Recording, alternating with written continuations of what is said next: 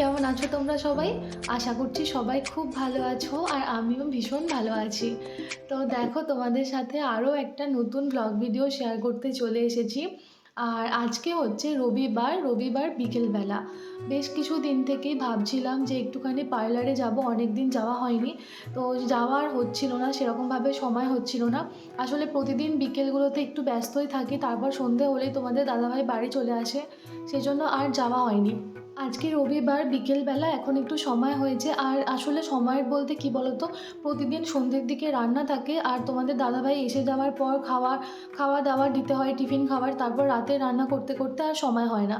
আর রবিবার যেহেতু দুবেলা রান্না হয় না, সকালে রান্নাই রাতে খাওয়া হয়, তো সেই জন্য কি আর সময়টা হয়ে গিয়েছিল, যাচ্ছিলাম। আর যেহেতু বাড়ির একদম সামনেই, পাড়ার মধ্যেই বলতে পারো প্রায়, তো সেই জন্য তোমাদের দাদাভাইও নিয়ে যায় না, আমি একাই যাই। প্রতিবারই যখনই যাই আমি একাই যাই, আর সেটাই যাচ্ছিলাম। যবে থেকে ঠান্ডা পড়েছে তবে থেকে রাস্তাঘাট একদম ফাঁকা হয়ে যায়। আর এখন বেশি খুব একটা সন্ধেও হয়নি, খুব মানে একদম সবে সবে সন্ধে হয়েছে হবে, দেখো রাস্তাঘাট পুরো ফাঁকা একদম। মুঘলসরাই স্টেশনটাকে কেন্দ্র করে একটা ছোট্ট বৃত্ত আঁকলেই যেটুকু এরিয়া পড়ে, সেইটুকু এরিয়াটাই হচ্ছে কি মুঘলসরাই টাউন বলতে পারো মোটামুটি। তো সেই জন্য ম্যাক্সিমাম দোকানপাট কিন্তু গলির মধ্যেই থাকে, সেই জন্য মেন রাস্তায় যাওয়ার প্রয়োজন পড়ে না, টুকটাক জিনিসপত্র কিন্তু গলির মধ্যে থেকেই হয়ে যায়। আর দেখো এই যে আমাদের পাড়ার গলিটার মধ্যেই কিন্তু এত দোকানপাট, মুঘলসরাইয়ে দেখি আমি পাড়ার মধ্যেই কিন্তু প্রচুর দোকানপাট থাকে।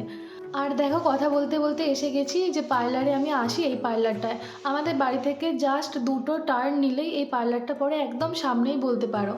আসলে আমাদের হাওড়া কলকাতার মতন যতটা লোক ওখানে থাকে, এখানে এতটা লোক থাকে না, এই জন্য সব কিছুই একটু ফাঁকা ফাঁকা। এই জন্য ভাবতাম যে এখানে পার্লার ভালো আছে কিনা, ভালো কাজ হয় কিনা, এটা নিয়ে একটু ভয় পেতাম প্রথম। যখন হাওড়ার বাড়িতে যেতাম, প্রতি মাসেই তো যাওয়া হয় আমাদের, তখনই পার্লারে যেতাম। কিন্তু এখানে হয় মানে কয়েকবার হয়েছে কি যে বাড়ি যাওয়ার সময় হয়নি, তার আগে হয়তো এখানে কিছু অনুষ্ঠান অকেশন বা কোথাও ঘুরতে বেড়াতে যাওয়া পড়ে গেছে, তখন খোঁজ করে এই পার্লারটা এসেছিলাম। তবে থেকে আমার ভীষণ ভালো লাগে। আর একদম না, এখানে যে আন্টি থাকে ভীষণ ভালোভাবে, মানে আমি বাংলায় কথা বলি প্রথম প্রথম, একদম হিন্দি বলতে পারতাম না, তো বাংলাতেই বলতাম, তো অনেক কষ্ট কষ্ট করে বুঝতো। আর আমাকে সাহায্যও করে অল্প অল্প হিন্দি বলার জন্য, ব্যবহারও ভীষণ ভালো লাগে আমার।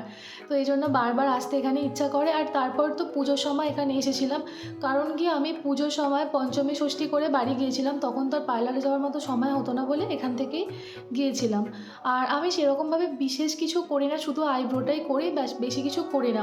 আর আমি স্কিনেও সেরকমভাবে কোনো ফেসিয়াল বলো বা কিছু বলো, মানে স্কিন কেয়ার সেরকমভাবে পার্লার থেকে করি না, যেটুকুটা করি বাড়িতেই। আর সত্যি বলতে কি আমি মানে কোনো প্রোডাক্টের একটু কম ভরসা করি, কোনো প্রোডাক্টের উপর খুব বেশি ভরসা করি না। যা কিছু ভরসা স্কিন কেয়ার বলতে পারো, সবটা আমার খাওয়া দাওয়ার রুটিনের উপরে মানে মেনটেন করি। আর এছাড়া কোনো পার্লারে গিয়ে অন্য কোনো কিছু করি না। আর হেয়ার কাট তো বছরে একবার দুবার করতে লাগে, এটুকু। এই দুটো ছাড়া আমি পার্লারে খুব কমই আসি, খুব মানে বিশেষ প্রয়োজন হয় না।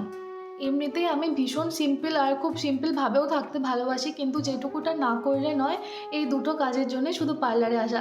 তোমরা অনেকেই আমাকে জিজ্ঞাসা করো, কিন্তু সত্যি আমি পার্লারে আর কোনো কিচ্ছু করাই না, জাস্ট এই দুটো। পুজোর সময় একবার ওয়্যাক্স করিয়েছিলাম, সেটাও তোমাদের সাথে শেয়ার করেছিলাম, ব্যাস এইটুকু। মানে ফেসিয়াল টেসিয়াল এসব কিছু করি না। তোমাদেরকেও বলবো খুব বেশি ফেসিয়াল না করতে, কারণ স্কিন না অনেক সময় মানে ড্যামেজ হয়ে যায়। সব প্রোডাক্ট তো আমাদের স্কিনে শ্যুট করে না, সেগুলো না জেনেই আমরা অনেক প্রোডাক্ট ইউজ করে ফেলি।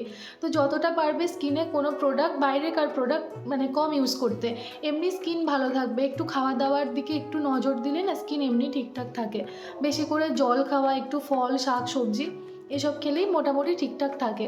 আর দেখো আমার এদিকে কথা বলতে বলতে আইব্রো করা হয়ে গেছে। আর এই আন্টির কথাই বলছিলাম, ভীষণ ভালো। আরও কয়েকজন থাকে, পুজোর সময় এসেছিলাম, আরও কয়েকজন ছিল, সবাই মিলে আমার সাথে গল্প করে। আমি বাংলায় কথা বলি, বোঝে না, কিছু কিছু সময় হাসে, আবার বুঝিয়ে বলার চেষ্টা করি। তো এই যে দেখো আমার হয়ে গেছে, বেরিয়েছি। বেরিয়ে এখন বাড়ি যাব না, এখন যাব একটা মিষ্টির দোকানে।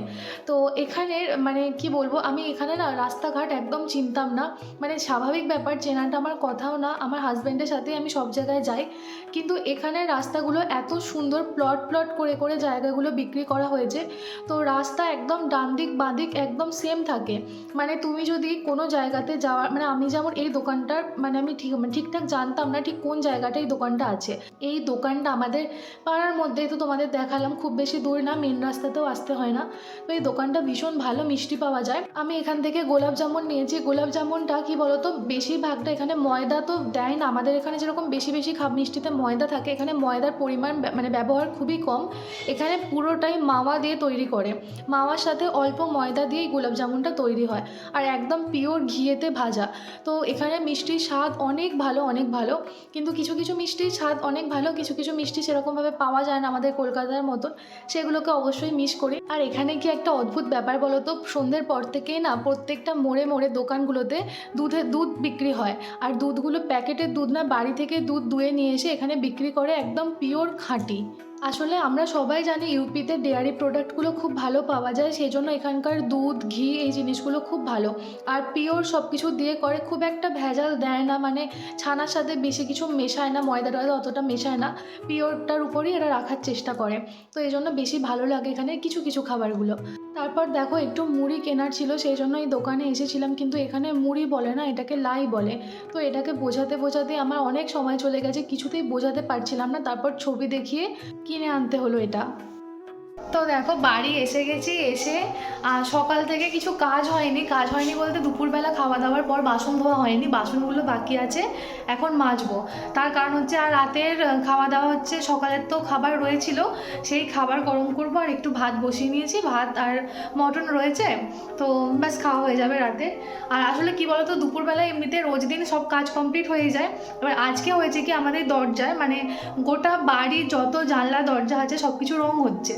এবার আমরা তো মঙ্গলবার দিন চলে যাব, বুধবার দিন, তো তারপর তো আর কাজ করতে পারবে না। সেই জন্য কাকুকে বললাম কি যে দুদিন আছি, তাহলে দুদিন তাহলে আমাদের বাড়ির কাজটা যেন করে দেয়, তারপর তো আমরা চলে গেলে ওপরের বা আরও যেসব মানে জায়গাগুলো রয়েছে সেগুলো করবে। তো সেই জন্য আজকে দুপুরে এসেছে এখানে রং করতে।